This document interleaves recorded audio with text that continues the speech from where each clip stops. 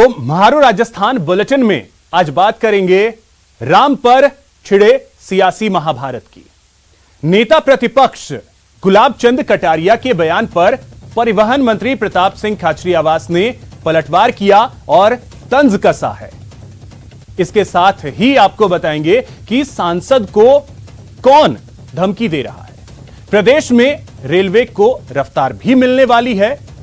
इसको लेकर लोकसभा स्पीकर ओम बिरला ने एक बैठक की। साथ ही आपको दिखाएंगे मरुधरा में बारिश और सूखे की तस्वीरें। तो इन तमाम खबरों पर विस्तार से बात करेंगे। इसके अलावा और भी खबरें आपको बताएंगे। बने रहिए हमारे साथ, देखते रहिए न्यूज 18 राजस्थान।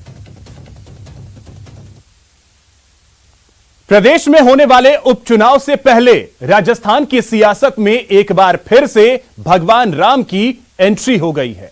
नेता प्रतिपक्ष गुलाब चंद कटारिया के भगवान राम पर की गई टिप्पणी को लेकर परिवहन मंत्री प्रताप सिंह खाचरियावास ने पलटवार किया है। खाचरियावास ने कहा कि कटारिया ने राम भक्तों का अपमान किया है। भगवान राम के नाम पर सत्ता में आई बीजेपी के नेता अब भगवान के लिए ही ऐसे शब्दों का इस्तेमाल कर रहे हैं जो शर्मनाक है। दरअसल नेता प्रतिपक्ष कटारिया ने वल्लभ नगर में कहा था कि अगर बीजेपी नहीं होती तो भगवान राम समुद्र में होते। वल्लभ नगर सीट के लिए उपचुनाव होना है। वहीं वल्लभ नगर सीट पर कांग्रेस के प्रभारी और परिवहन मंत्री प्रताप सिंह खाचरियावास ने पलटवार किया, तंज कसा। इससे पहले कटारिया महाराणा प्रताप पर दिए अपने बयान को लेकर भी विवादों में आ चुके हैं। चलिए आपको सुनाते हैं क्या कहा था कटारिया ने। यह आपको सुनाएंगे कि कटारिया ने क्या कहा और पलटवार खाचरियावास ने क्या किया है, यह भी हम आपको बताएंगे।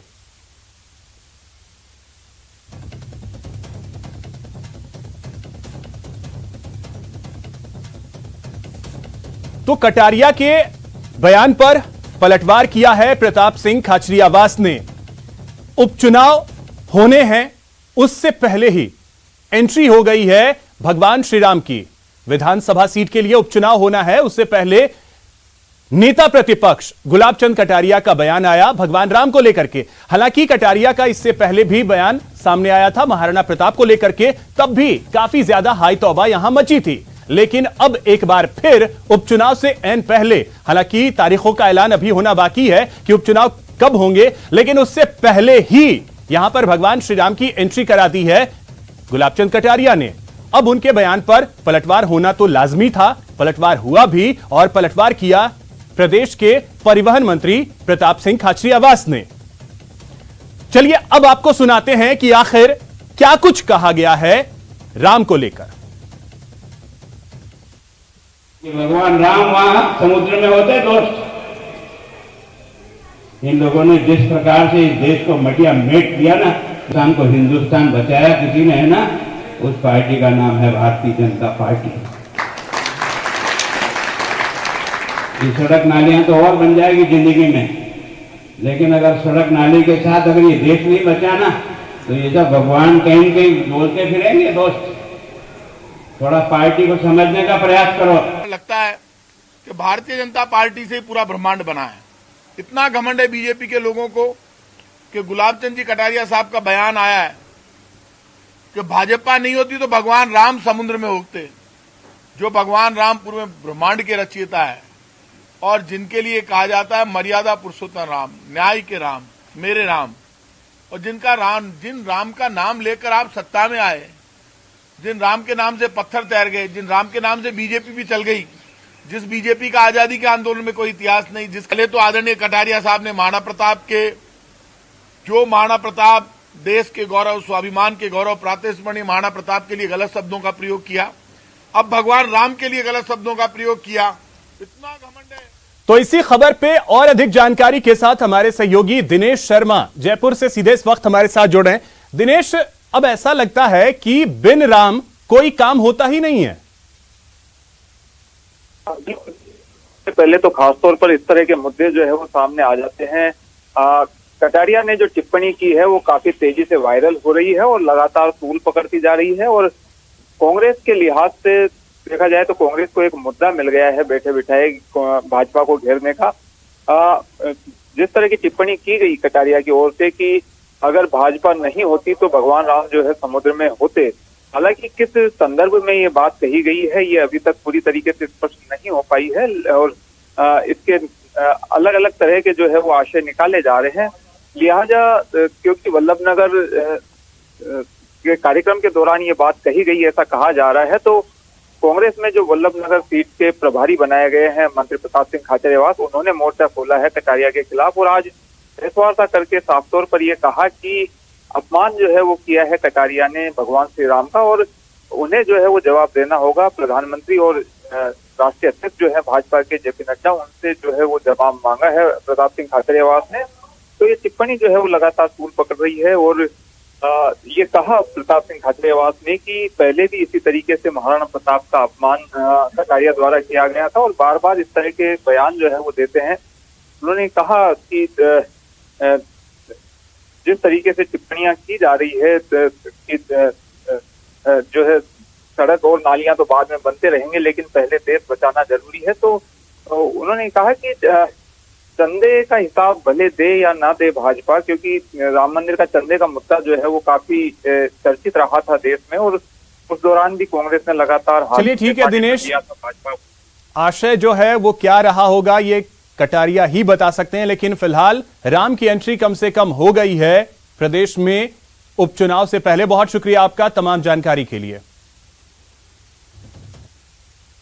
अब बात मरुधरा के कानून व्यवस्था पर उठे गंभीर सवाल की, और यह सवाल उठा रही हैं भरतपुर से सांसद रंजीता कोली। कोली का आरोप है कि उन्हें फोन पर जान से मारने की धमकी मिली है। देखिए रिपोर्ट।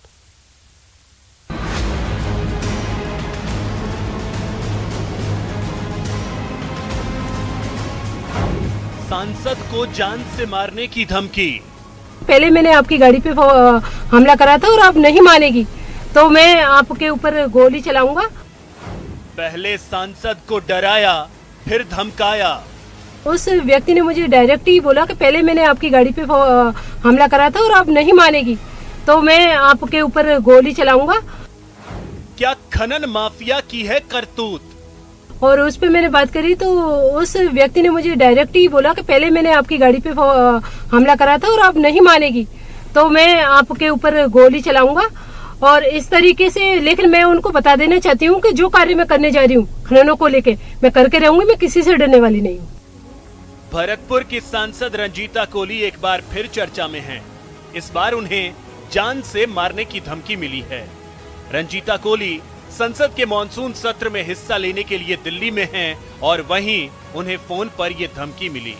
ये प्रशासन ढूंढे कौन है, क्योंकि अभी जिस तरीके से 3 महीने पहले मेरे ऊपर हमला हुआ था और प्रशासन से लगातार हम लोग बात करे जा रहे थे, लेकिन प्रशासन ने इसका सुराग नहीं दे पाया, क्योंकि मुझे बिल्कुल भी प्रशासन पे ये भरोसा नहीं है, क्योंकि 3 महीने में एक बार भी उनसे कोई सुराग नहीं आया। कोली इस धमकी को खनन माफिया की करतूत मान रही हैं। सांसद के सरकारी फोन पर धमकी दी गई। धमकी देने वाले ने 8 मिनट तक सांसद से बात की। भरतपुर जिले में अवैध खनन के मामले को कोली संसद में उठाने वाली थी। 28 मई को भी रंजीता कोली की गाड़ी पर हमला हुआ था। मेरे भरतपुर जिले में खनन अवैध तरीके से चल रहा है कामा पहाड़ी पर, और उसमें बहुत मतलब ये कहते हैं कि उसको रोकने का काम मैंने उनको लगातार रोका है। फोन कॉल करने वालों ने उन्हें संभल जाने या अंजाम भुगतने की चुनौती दी, जो कि सीधे तौर पर पुलिस प्रशासन को भी चुनौती है, क्योंकि एक जनप्रतिनिधि को खुलेआम धमकी देना कानून व्यवस्था को ही चुनौती है। पहले जो एक मुकदमा दर्ज हुआ था उसका अनुसंधान जो है वो सीओ भुसावल द्वारा किया जा रहा है और उसमें काफ़ी तलाश के बावजूद अब तक सफलता प्राप्त नहीं हुई थी। अभी ये सामने आया है कि किसी ने सांसद महोदया को फ़ोन पर धमकी दी है, जिसकी जांच जारी है और पता करने की कोशिश की जा रही है कि क्या मैटर है। इससे पहले भी कई बार खनन माफिया की दबंगई सामने आ चुकी है, लेकिन सांसद को खुली चुनौती गंभीर मामला है। दिल्ली से राजीव तिवारी के साथ दीपक पुरी, न्यूज़ 18 राजस्थान, भरतपुर।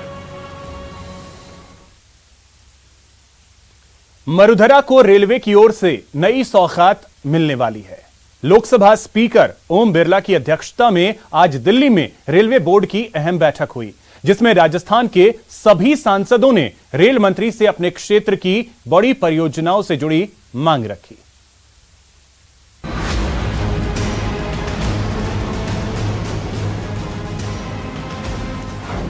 मरुधरा को रेलवे की सौगात, लोकसभा स्पीकर ओम बिरला की पहल, रेलवे बोर्ड के साथ सांसदों की बैठक।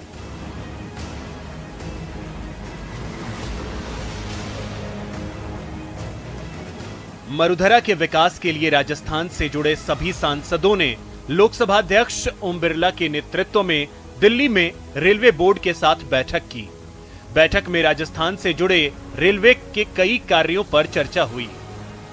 राजस्थान के सभी सांसदों ने अपने अपने क्षेत्र से जुड़ी आवश्यकताएं और समस्याएं बताईं।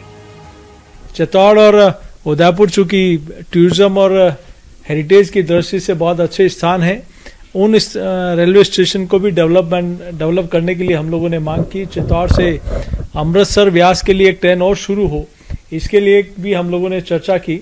और मावली मारवाड़ एक बड़ी रेल लाइन है जो पहले सैंक्शन हो चुकी है, इसको लेकर कैसे आगामी समय में काम समय पे चालू हो, इसको लेकर हम लोगों ने आज माननीय सभाध्यक्ष जी, लोकसभा अध्यक्ष जी और रेल मंत्री जी के सामने इन विषयों को रखा है।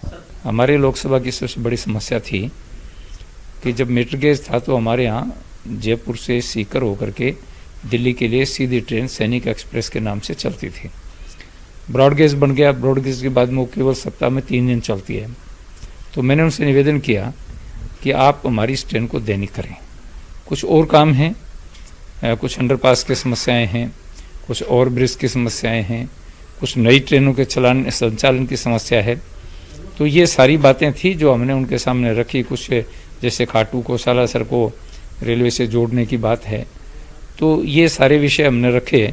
जिस तरीके से मेरे क्षेत्र में एक पत्थर की, लाल पत्थर की विश्व जैसे मंडी होती है, तो हमारे यहाँ पे बयाना जंक्शन पर नंदा देवी एक्सप्रेस है, उसको रोका जाए। उसके लिए मैंने एक लेटर भी दिया हुआ है, क्योंकि मेरे व्यापारियों को उसमें एक सुविधा भी रहेगी आने जाने में। बैठक में रेल मंत्री अश्विनी कुमार और रेलवे बोर्ड के चेयरमैन भी मौजूद रहे। कोटा बूंदी के साथ ही संपूर्ण राजस्थान में रेलवे के विकास पर फोकस। सांसदों ने गाड़ियों के पुनः संचालन और गाड़ियों के ठहराव का मुद्दा उठाया। आरओबी और अंडरपास निर्माण, नई रेल लाइन समेत कई मुद्दों पर भी बात हुई। बैठक में मंत्री गजेंद्र सिंह शेखावत, राज्यसभा सांसद ओम माथुर समेत कई सांसद मौजूद रहे। रेल मंत्री ने समस्याओं के शीघ्र समाधान के लिए सांसदों को आश्वस्त किया। आपको बता दें कि नए रेल मंत्री अश्विनी वैष्णव का राजस्थान से संबंध रहा है। नए रेल मंत्री से मरुधरा को काफी उम्मीद है। हालांकि मोदी सरकार में पहले भी रेलवे के विकास में मरुधरा को काफी तवज्जो मिली है। राजीव तिवारी, न्यूज़ 18 राजस्थान, दिल्ली। यहां रुकेंगे एक छोटे से ब्रेक के लिए। ब्रेक के बाद आपको दिखाएंगे ड्राइवर के खूनी प्लान का कैसे हुआ खुलासा।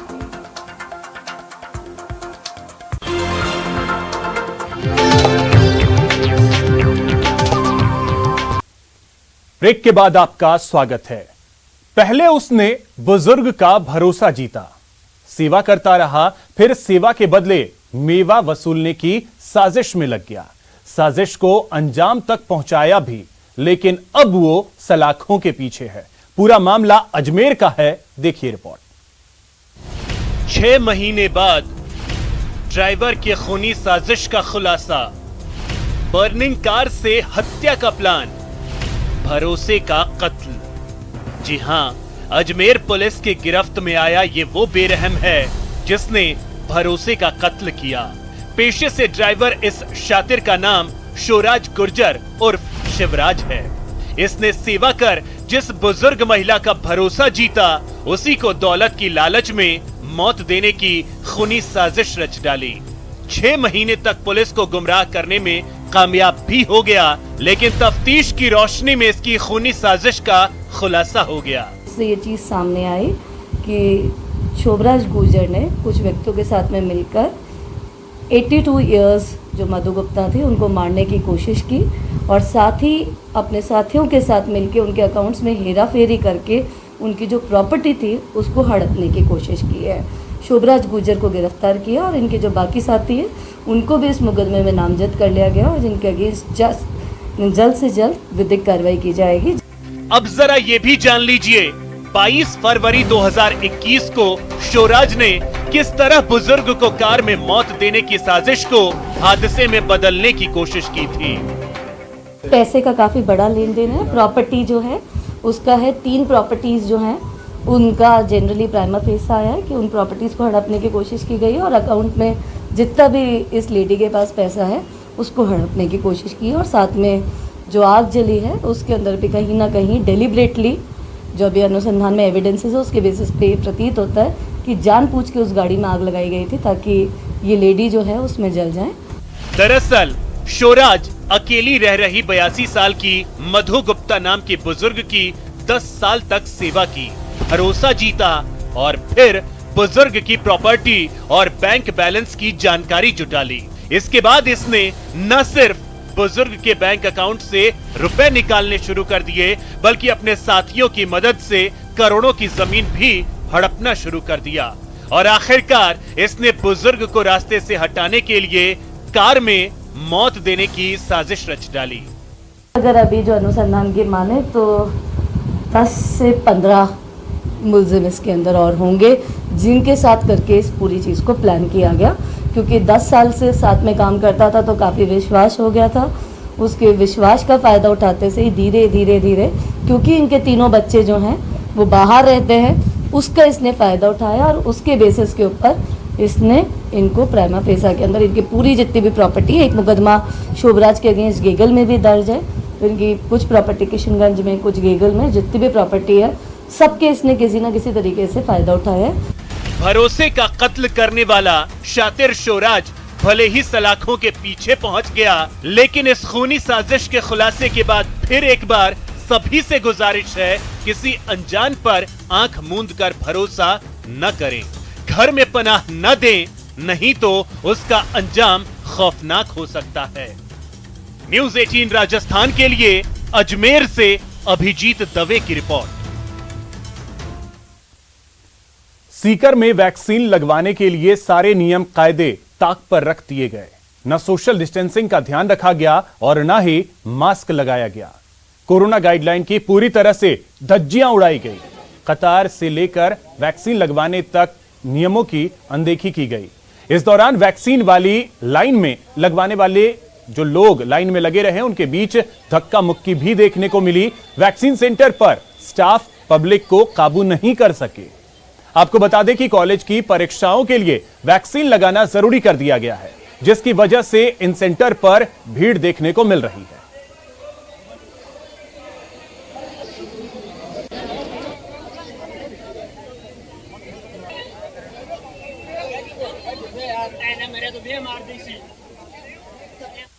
लगभग 41,000 डोज वैक्सीनेशन के यहाँ आए हैं और जहाँ मैं यहाँ कार्यरत हूँ एसके स्कूल, इसके अंदर आधार डोज आए हैं जो कोविशील्ड के फर्स्ट डोज आए हैं और एसके कॉलेज हैं जिसमें 500 डोज कोवैक्सीन के आए हैं। इसमें दोनों जगह बहुत काफ़ी मात्रा में भीड़ लगी हुई है, युवाओं के अंदर बहुत काफ़ी मात्रा में जोश देखा जा रहा है।